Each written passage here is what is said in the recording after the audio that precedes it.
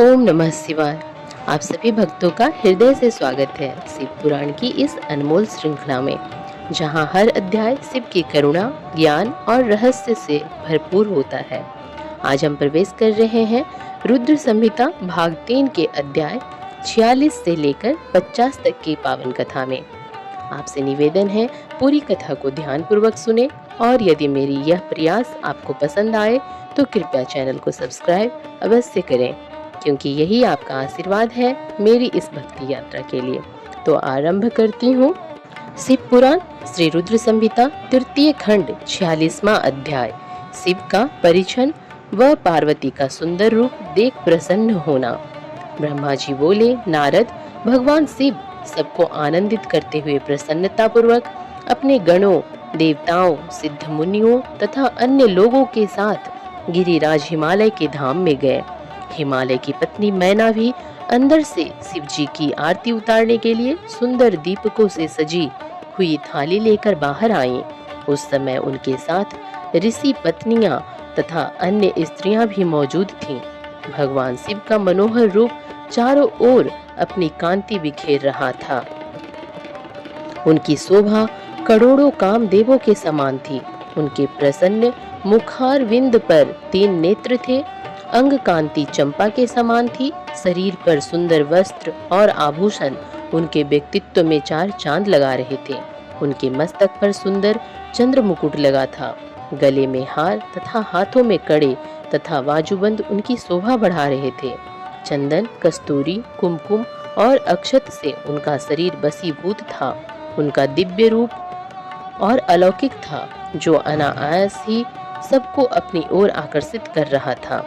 उनका मुख अनेकों चंद्रमाओं की चांदनी के समान उज्जवल और शीतल था। ऐसे परम सुंदर और मनोहर रूप वाले दामाद को पाकर हिमालय पत्नी मैना की सभी चिंताएं दूर हो गईं। वे आनंद मग्न होकर अपने भाग्य की सराहना करने लगी। शिव जी को दामाद बनाकर स्वयं को कृतार्थ मानने लगे और अपनी पुत्री पार्वती, अपने पति हिमालय तथा अपने कुल को धन्य मानने लगी। उस समय प्रसन्नता पूर्वक वे शिव जी की आरती उतारने लगी। आरती उतारते हुए देवी मैना सोच रही थी कि जैसा पार्वती ने महादेव जी के बारे में बताया था, ये उससे भी अधिक सुंदर है। इनका रूप लावण्य तो चित्त को प्रसन्नता देने वाला तथा समस्त पापों और दुखों का नाश करने वाला है।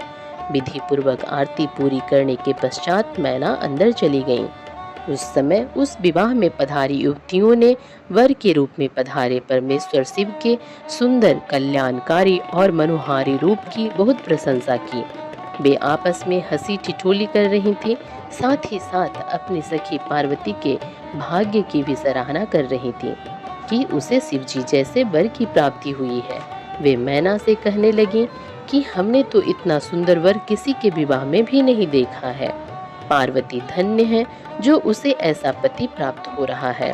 भगवान शिव के सुंदर मनोहारी रूप के दर्शन करके सब देवताओं सहित ऋषि मुनि बहुत प्रसन्न हुए।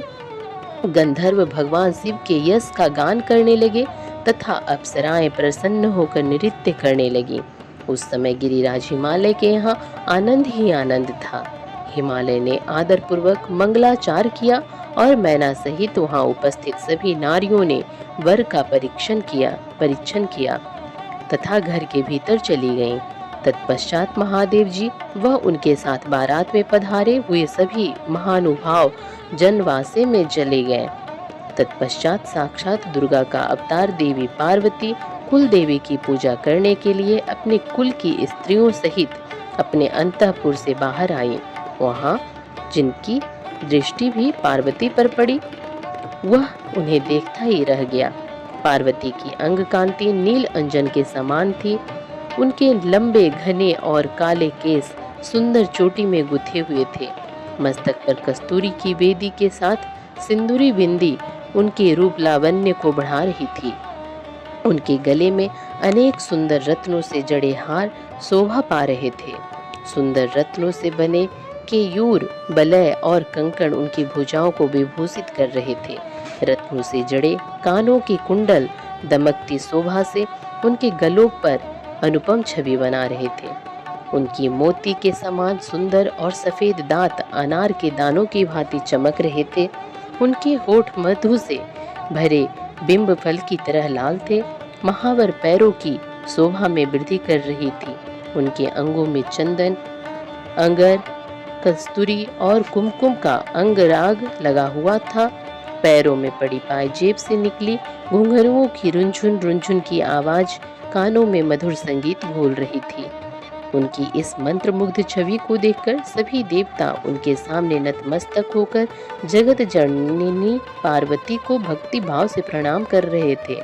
उस समय भगवान शिव भी उनके इस अनुपम सौंदर्य को कनखियों से देखकर हर्ष का अनुभव कर रहे थे। पार्वती के अनुपम रूप को देखकर शिव जी ने अपनी विरह की वेदना को त्याग दिया। पार्वती के रूप ने उनको मोहित कर दिया था। इधर पार्वती ने कुल देवताओं की प्रसन्नता के लिए उनका विधि विधान से पूजन किया। तत्पश्चात वे अपनी सखियों और ब्राह्मण पत्नियों के साथ पुनः महल में लौट गईं। उधर मैं, विष्णु जी व भगवान शिव भी अपने अपने स्थान पर ठहर गए। तो प्रेम सहित बोलिए ओम नमः शिवाय। शिव पुराण श्री रुद्र संहिता तृतीय खंड 47वां अध्याय। वर वधू द्वारा एक दूसरे का पूजन। ब्रह्मा जी बोले, हे नारद, गिरिराज हिमालय ने उत्साह पूर्वक वेद मंत्रों द्वारा पार्वती और शिव जी को उप स्नान करवाया। तत्पश्चात वैदिक और अलौकिक आचार रीति का पालन करते हुए भगवान शिव द्वारा लाए गए वस्त्रों एवं आभूषणों से गिरिजा नंदिनी देवी पार्वती को सजाया गया। पार्वती की सखियों और वहां उपस्थित ब्राह्मण पत्नियों ने पार्वती को उन सुंदर वस्त्रों एवं सुंदर रत्न जड़ित आभूषणों से अलंकृत किया। श्रृंगार करने के उपरांत तीनों लोगों की जननी महाशैल पुत्री देवी शिवा अपने हृदय में महादेव जी का ही ध्यान कर रही थी। उस समय उनका मुखमंडल चंद्रमा की चांदनी के समान सुंदर व दिव्य लग रहा था। हिमालय नगरी में चारों ओर महोत्सव होने लगा। लोगों की प्रसन्नता और उल्लास देखते ही बनता था। उस समय वहां हिमालय ने शास्त्रोक्त रीति से लोगों को बहुत दान दिया और अन्य वस्तुएं भी बांटी। गिरिराज हिमालय के राजपुरोहित मुनि गर्ग जी ने हिमालय से कहा कि हे पर्वतराज, लग्न का समय हो रहा है। आप भगवान शिव तथा अन्य सभी बारातियों को यथाशीघ्र यहाँ बुला लें। तब शैलराज के मंत्री सब देवताओं सहित भगवान शिव को बुलाने के लिए जनवासे में गए और उन्हें जल्दी विवाह मंडप में पधारने का निमंत्रण दिया। उन्होंने शिव जी से कहा कि प्रभु, कन्यादान का समय नजदीक आ गया है। वर और कन्या को पंडित जी बुला रहे हैं। तब भगवान सुंदर वस्त्र आभूषणों से सुसज्जित होकर अपने वाहन नंदी पर बैठकर सब देवताओं और ऋषि मुनियों के साथ मंडप की ओर चल दिए। साथ में उनके गण भी अपने स्वामी भगवान शिव की जय जयकार करते हुए नाचते गाते चलने लगे। शिव जी के मस्तक पर छत्र था और चारों ओर चंबल डुलाया जा रहा था। महान उत्सव हो रहा था। शंख, भेरी, पटह, आनाक, गोमुख बाजे बज रहे थे। अप्सराएं नृत्य कर रही थीं। चारों दिशाओं में देवगण उन पर पुष्पों की वर्षा कर रहे थे। इस प्रकार महादेव जी सुशोभित होकर यज्ञ के मंडप पर पहुंचे। मंडप के द्वार पर उनकी प्रतीक्षा कर रहे पर्वतों ने आदर पूर्वक उन्हें नंदी पर से उतारा और भीतर ले गए। शैलराज हिमालय ने भक्ति पूर्वक उन्हें नमस्कार किया और विधि विधान के अनुसार उनकी आरती उतारी। उन्होंने भगवान श्री हरि विष्णु, मुझे तथा सदा शिव को आद्य अर्घ दिया और सुंदर उत्तम आसनों पर हमें बैठाया। तत्पश्चात शैलराज प्रिया, देवी मैना, ब्राह्मण स्त्रियों व पूर्वासिनियों के साथ वहां पधारी। उन्होंने अपने दामाद भगवान शिव की आरती उतारी और उनका मधुपर्क से पूजन किया तथा सारे मंगलमय कार्य संपन्न किए। तत्पश्चात शैलराज हिमालय मुझे विष्णु जी व भगवान शिव को साथ लेकर उस स्थान पर गए जहाँ देवी पार्वती वेदी पर बैठी हुई थी। तब वहां बैठे सभी ऋषि मुनि, समस्त देवता व अन्य शिवगण उत्सुकता से शिव पार्वती के लग्न की प्रतीक्षा करने लगे। हिमालय के कुलगुरु श्री गर्ग जी ने पार्वती जी की अंजलि में चावल भरकर शिव जी के ऊपर अक्षत डाले। तत्पश्चात पार्वती जी ने दही, अक्षत, कुश और जल से आदर पूर्वक भगवान शिव का पूजन किया। पूजन करते समय प्रसन्नता पूर्वक पार्वती भगवान शिव के दिव्य स्वरूप को निहार रही थी। पार्वती जी के अपने वर शिव जी का पूजन कर लेने के पश्चात गर्ग मुनि ने कथानुसार त्रिलोकीनाथ महादेव जी ने अपनी बधू होने जा रही देवी पार्वती का पूजन किया। इस प्रकार एक दूसरे का पूजन करने के पश्चात वर वधू शिव व पार्वती वहीं वेदी पर बैठ गए। उनकी छवि अत्यंत उज्जवल और मनोहर थी। दोनों वहां बहुत शोभा पा रहे थे। तब लक्ष्मी आदि सभी देवियों ने उनकी आरती उतारी। ओम नमः शिवाय। शिव महापुराण श्री रुद्र संहिता तृतीय खंड 48वां अध्याय। शिव पार्वती का विवाह आरंभ। ब्रह्मा जी बोले, हे नारद, गर्ग मुनि की आज्ञा के अनुसार शैलराज हिमालय ने कन्यादान की रस्मों को निभाना शुरू किया। शैलराज प्रिया मैना जी सुंदर वस्त्र आभूषणों से सुसज्जित होकर हाथों में सोने का कलश लेकर अपने पति हिमालय के दाहिने भाग में बैठी हुई थी। शैलराज हिमालय ने भगवान शिव का पाद्य से पूजन करने के पश्चात सुंदर वस्त्रों आभूषणों एवं चंदन ने से उन्हें अलंकृत किया तथा ब्राह्मणों से बोले कि हे ब्राह्मणों, अब आप कन्यादान हेतु संकल्प कराइए। तब श्रेष्ठ मुनिगण सहर्ष संकल्प पढ़ने लगे। तब गिरि श्रेष्ठ हिमालय ने आदर पूर्वक वर रूप में विराजमान भगवान शिव से पूछा, हे शिव शंकर, विधि विधान से पार्वती का पानी ग्रहण करने हेतु आप अपने कुल का परिचय दें। आप अपना गोत्र, प्रवर, कुल नाम, वेद शाखा सब कुछ ब्राह्मणों को बता दें। गिरिराज का यह प्रश्न सुनकर भगवान शंकर गंभीर होकर कुछ सोचने लगे। सब देवताओं ऋषि मुनियों ने जब भगवान शिव को इस प्रकार चुप देखा तो वे इस संबंध में कुछ भी उत्तर नहीं दे रहे थे और शांत थे। तब यह देखकर कन्या पक्ष के कुछ लोग उन पर हंसने लगे। नारद, यह देखकर तुम तत्काल पार्वती के पिता शैलराज के पास पहुंचे और बोले, हे पर्वतराज, आप भगवान शिव से उनका गोत्र पूछकर बहुत बड़ी मूर्खता कर रहे हैं। उनका कुल, गोत्र आदि तो ब्रह्मा विष्णु आदि भी नहीं जानते, तो भला कोई कैसे जान सकता है। भगवान शिव तो निर्गुण और निराकार हैं। वे परम ब्रह्मा परमेश्वर हैं। वे निर्विकार, मायाधारी एवं परात्पर हैं। वे तो स्वतंत्र परमेश्वर हैं, जिनका कुल, गोत्र आदि से कुछ भी लेना देना नहीं है। ये सब तो मनुष्यों के द्वारा निर्मित आडंबर मात्र है। शिव जी तो अपनी इच्छा के अनुसार रूप और अवतार धारण करने वाले हैं। यह तो पार्वती के द्वारा किए हुए उग्र तप का प्रभाव है, जिसके कारण आप शिव जी के साक्षात स्वरूप के दर्शन कर पा रहे हैं। शैलराज, भगवान शिव गोत्रहीन होकर भी श्रेष्ठ गोत्र वाले हैं और कुलहीन होकर भी कुलीन हैं। इनकी विविध लीलाएं इस चराचर संसार को मोहित करने वाली है। हे गिरि श्रेष्ठ हिमालय, नाना प्रकार की लीला करने वाले इन भगवान शिव का गोत्र और कुल नाद है। शिव नादमय है और नाद शिवमय है। नाद और शिव में कहीं कोई अंतर नहीं है। जब भगवान शिव ने सृष्टि की रचना का विचार किया था, तब सबसे पहले शिव जी ने क ही प्रकट किया था।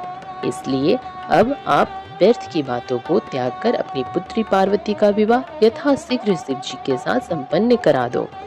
नारद, तुम्हारी बात सुनकर शैलराज हिमालय के मन में उत्पन्न हुई शंका समाप्त हो गई। तब हम सभी देवताओं ने तुम्हें धन्यवाद दिया कि तुमने इस विषम परिस्थिति को चतुराई से संभाल लिया। यह सब जानकर वहां उपस्थित सभी विद्वान प्रसन्नता पूर्वक बोले कि हमारे अहोभाग्य हैं, जो आज हमने इस जगत को प्रकट करने वाले आत्मबोध स्वरूप स्वतंत्र परमेश्वर, नित्य नई लीलाएं रचने वाले त्रिलोकीनाथ भगवान शिव के दर्शन कर लिए हैं। आपके दर्शनों से समस्त पापों से मुक्ति मिल जाती है। इस प्रकार सब मिलकर भगवान शिव की जय जयकार करने लगे। तब वहां उपस्थित मेरु आदि अनेक पर्वतों ने शैलराज हिमालय से कहा कि हे पर्वतराज, अब आप व्यर्थ का विलंब क्यों कर रहे हैं? जल्दी से अपनी कन्या पार्वती का दान क्यों नहीं करते? तब हिमालय मैना ने प्रसन्नता पूर्वक अपनी पुत्री पार्वती का कन्यादान कर दिया। कन्यादान करते समय पर्वतराज बोले, हे परमेश्वर करुणा निधान भगवान शिव, मैं अपनी कन्या पार्वती आज आपको देता हूँ। आप इसे अपनी पत्नी बनाकर मुझे और मेरे कुल को कृतार्थ करें। इस प्रकार शैलराज हिमालय ने अपनी पुत्री पार्वती का हाथ व जल भगवान शिव के हाथों में दे दिया। तब सदाशिव ने वेद मंत्रों के वचनों के अनुसार मंत्रों को बोलते हुए देवी पार्वती का हाथ लेकर पृथ्वी का स्पर्श करते हुए लौकिक रीति से उनका पानी ग्रहण स्वीकार किया। इस प्रकार गिरिराज के कन्यादान करते ही चारों ओर शिव पार्वती की जय जयकार की ध्वनि गूंजने लगी। गंधर्व प्रसन्नता पूर्वक उत्तम गीत गाने लगे और सुंदर अप्सराएं मगन होकर नाचने लगीं। सभी इस मंगलमय विवाह के संपन्न होने पर मन में बहुत प्रसन्न थे। ब्रह्मा, विष्णु, इंद्र आदि सभी देवता भी बहुत प्रसन्न हुए। उसके बाद शैलराज हिमालय ने भगवान शिव को अनेकों वस्तुएं प्रदान की। रत्नों से जड़े हुए सुंदर स्वर्ण के आभूषण, पात्र एवं दूध देने वाले 1.25 लाख गौएं, 1 लाख सुसज्जित अश्व, 1 करोड़ हाथी तथा 1 करोड़ सोने जवाहरातों से जड़े रथ आदि वस्तुएं सादर भेंट की। उन्होंने अपनी पुत्री पार्वती की सेवा में लगे रहने के लिए 1 लाख दासियां भी दी। तत्पश्चात विवाह में पधारे अनेक पर्वतों ने भी अपनी इच्छा और सामर्थ्य के अनुसार उत्तम वस्तुएं शिव पार्वती को उपहार स्वरूप भेंट की। इस विवाह से सभी प्रसन्न थे। सारी दिशाएं सहनाइयों की मधुर ध्वनि से गुंजायमान थी। आकाश से भगवान शिव और उनकी प्रिय पार्वती पर पुष्प वर्षा हो रही थी। कल्याणमयी और भक्त वत्सल भगवान शिव को अपनी प्रिय पुत्री पार्वती को समर्पित करने के बाद शैलराज हिमालय और उनकी प्रिय पत्नी मैना हर्ष से प्रफुल्लित हो रहे थे। शैलराज हिमालय ने यजुर्वेद की मध्यांजनी में लिखे हुए स्रोतों द्वारा शुद्ध हृदय और भक्ति भाव से भगवान शिव की अनेकानेक बार स्तुति की। तत्पश्चात वहां उपस्थित श्रेष्ठ मुनिजनों ने उत्साह पूर्वक भगवान शिव और देवी पार्वती के सिर का अभिषेक किया। उस समय हिमालय नगरी में महान उत्सव हो रहा था। सभी नर नारी प्रसन्नता से नाच गा रहे थे। तो प्रेम सहित बोलिए ओम नमः शिवाय। शिव पुराण श्री रुद्र संहिता तृतीय खंड 49वां अध्याय। ब्रह्मा जी का मोहित होना। ब्रह्मा जी बोले, हे नारद, उसके उपरांत मेरी आज्ञा पाकर महादेव जी ने अग्नि की स्थापना कराई तथा अपनी प्राण बल्लभा पत्नी पार्वती को अपने आगे बैठाकर चारों वेद ऋग्वेद, यजुर्वेद, अथर्ववेद तथा सामवेद के मंत्रों द्वारा हवन कराकर उसमें आहुतियां दी। उस समय पार्वती के भाई मैनाक ने उनके हाथों में खेलें दी। फिर लोक मर्यादा के अनुसार भगवान शिव और देवी पार्वती अग्नि के फेरे लेने लगे। उस समय मैं शिव जी की माया से मोहित हो गया। मेरी दृष्टि जैसे ही परम सुंदर दिव्यांगना देवी पार्वती के शुभ चरणों पर पड़ी, मैं काम से पीड़ित हो गया। मुझे मन में बड़ी लज्जा का अनुभव हुआ। किसी की दृष्टि मेरे इन भावों पर पड़ जाए, इस हेतु मैंने अपने मन के भावों को दबा लिया। परंतु भगवान शिव तो सर्वव्यापी और सर्वेश्वर हैं, भला उनसे कैसे छिप सकता था। उनकी दृष्टि मुझ पर पड़ गई और उन्हें मेरे मन में उत्पन्न हुए बुरे विचार की जानकारी हो गई। भगवान शिव के क्रोध की कोई सीमा न रही। कुपित होकर शिव जी मुझे मारने हेतु आगे बढ़ने लगे। उन्हें क्रोधित देखकर मैं स्वयं भय से कांपने लगा तथा वहां उपस्थित अन्य देवता भी डर गए। भगवान शिव के क्रोध की शांति के लिए सभी देवता एक स्वर में शिव जी से बोले, हे सदाशिव, आप दयालु और करुणा निधान हैं। आप तो सदा ही अपने भक्तों पर प्रसन्न होकर उन्हें उनकी इच्छित वस्तु प्रदान करते हैं। भगवान, आप तो सच्चित है और आनंद स्वरूप हैं। प्रसन्न होकर मुक्ति पाने की इच्छा से मुनिजन आपके चरण कमलों का आश्रय ग्रहण करते हैं। हे परमेश्वर, भला आपके तत्व को कौन जान सकता है। भगवान, अपनी गलती के लिए ब्रह्मा जी क्षमा प्रार्थी हैं। आप तो भक्तों के सदा वश में हैं। हम सब भक्तजन आपसे प्रार्थना करते हैं कि आप ब्रह्मा जी की इस भूल को क्षमा कर दें और उन्हें निर्भय कर दें। इस प्रकार देवताओं द्वारा की गई स्तुति और क्षमा प्रार्थना के फलस्वरूप भगवान शिव ने ब्रह्मा जी को निर्भय कर दिया। नारद, तब मैंने अपने उन भावों को सख्ती के साथ मन में ही दबा दिया। फिर भी उन भावों के जन्म से हजारों बाल से खिल्य ऋषियों की उत्पत्ति हो गई, जो बड़े तेजस्वी थे। यह जानकर कि कहीं उन ऋषियों को देख शिव जी क्रोधित न हो जाएं, तुमने उन्हें गंधमादन पर्वत पर जाने का आदेश दे दिया। बाल खिल्य ऋषियों को तुमने सूर्य भगवान की आराधना और तपस्या करने का आदेश प्रदान किया। तब वे बालखिल्य ऋषि तुरंत मुझे और भगवान शिव को प्रणाम करके गंधमादन पर्वत पर चले गए। ओम नमः शिवाय। शिव पुराण श्री रुद्र संहिता तृतीय खंड 50वां अध्याय।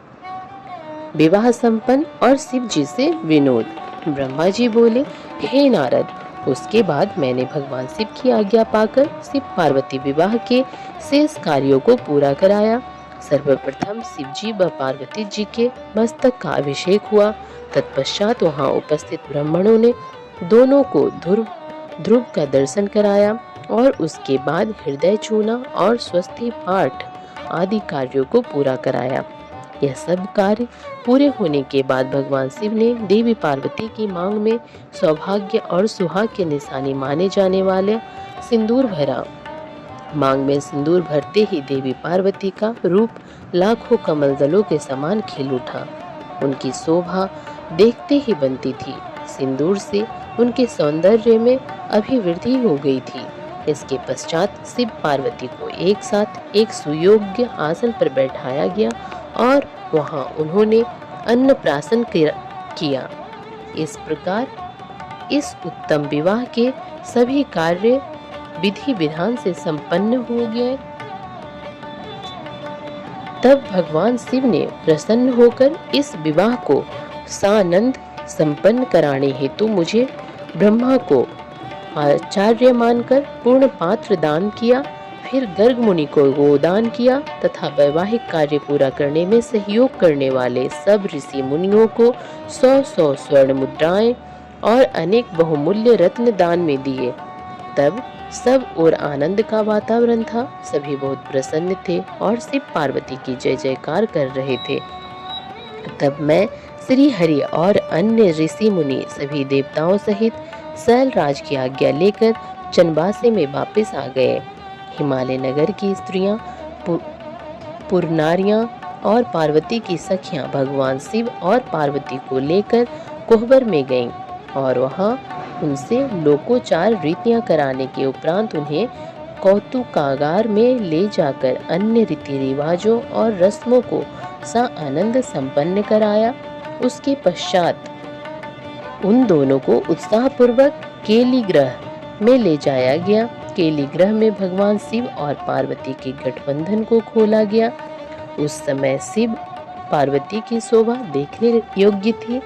उस समय उनकी अनुपम मनोहारी छवि देखने के लिए सरस्वती, लक्ष्मी, सावित्री, गंगा, अदिति, सची, लोपामुद्रा, अरुंधति, अहिल्या, तुलसी, स्वाहा, रोहिणी, पृथ्वी, संज्ञा, शत्रुपा तथा रति नाम की 16 दिव्य देवांगनाएं, देवकन्याएं, नागकन्याएं और मुनि कन्याएं वहां पधारी और भगवान शिव से हास्य विनोद करने लगी। सरस्वती बोली, भगवान शिव, अब तो आपने चंद्रमुखी पार्वती को पत्नी रूप में प्राप्त कर लिया है। अब इनके चंद्रमुख को देख देख कर अपने हृदय को शीतल करो। लक्ष्मी जी बोली, हे देवों के देव, अब लज्जा किस लिए? अपनी प्राण वल्लभा पत्नी को अपने हृदय से लगाओ, जिसके बिछड़ने के कारण आप दुखी होकर इधर उधर भटकते रहे। उस प्राण प्रिया के मिल जाने पर अब कैसी लज्जा? तो उधर सावित्री बोली, अब तो पार्वती जी को भोजन कराकर ही भोजन होगा और पार्वती को कपूर सुगंध युक्त तांबुल भी अर्पित करना होगा।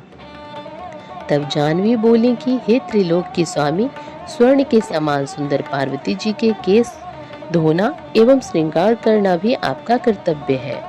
इस पर सची कहने लगी कि हे सदाशिव, जिन पार्वती को पाने के लिए आप सदा आतुर थे तथा जिनके वियोग के दिन आपने विलाप कर कर बिताए हैं, आज वही पार्वती जब आपकी पत्नी बनकर आपके साथ विराजमान है, तो फिर काहे का संकोच?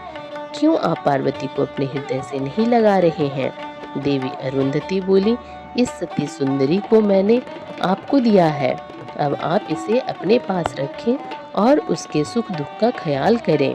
देवी अहिल्या बोली, भगवान, आप तो सबके ईश्वर हो, इस पूरे संसार के स्वामी हो।